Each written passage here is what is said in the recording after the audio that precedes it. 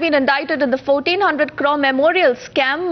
Ex-UP Minister and BSP leader Naseemuddin Siddiqui in fact speaks to Times Now, and we will be playing out that reaction just a bit. But first up, also listen into what the Chief Minister of the state has to say.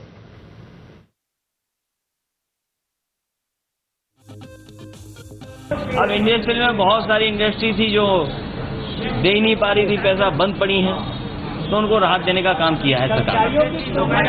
80 crore की राहत देने का काम किया है। जो बकाया था, जो ब्याज लग रहा था, ब्याज को खत्म किया है। अब जो देखिए, वो कानून के अंदर जांच हो रही है, लोकायुक्त की रिपोर्ट है।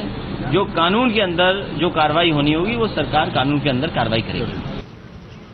So it is definitely going to be Mulayam versus Maya, and Pranshu is with us on the phone line. Now Pranshu, this is going to be a very interesting way, the way politics will perhaps play out in Uttar Pradesh after this latest Lokayukt report. Also very crucial because we all know that both Samajwadi Party and BSP are headed for a very close political combat as far as the next general elections, 2014 elections are concerned. For both the Uttar Pradesh is the basic playing arena for both of these parties.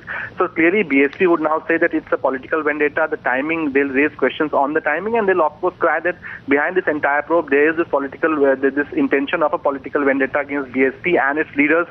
Chief Minister Akhilesh Yadav of course saying that this probe has been done, and the legal records would be taken in this case. Guilty would not be spared. So that clearly coming in a very stern message from the Chief Minister. Right, Pranshu, I'm going to come back to you. In the meantime, we are getting this reaction of the ex-UP Minister and BSP leader Naseemuddin Siddiqui, who's been indicted in this scam. Let's listen into what he has to say.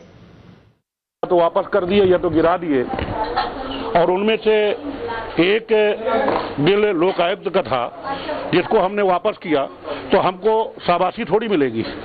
हमें यही मिलना था, आगे भी यही मिलना है। लोकायुक्त जी का जहां तक सवाल है, लोकायुक्त बहुत महान है, उनकी महानता की चर्चे हम 32 साल से सुन रहे हैं, और लोकायुक्त जी की वैधता पर ही प्रश्न चिन्ह है।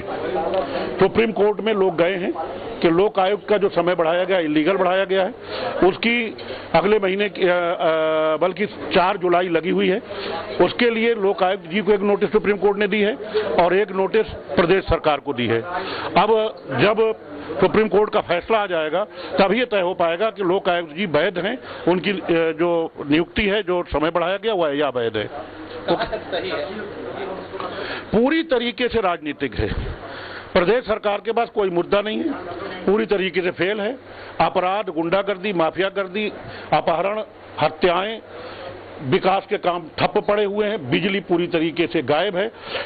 उस तरफ जनता का दिमाग न जाए।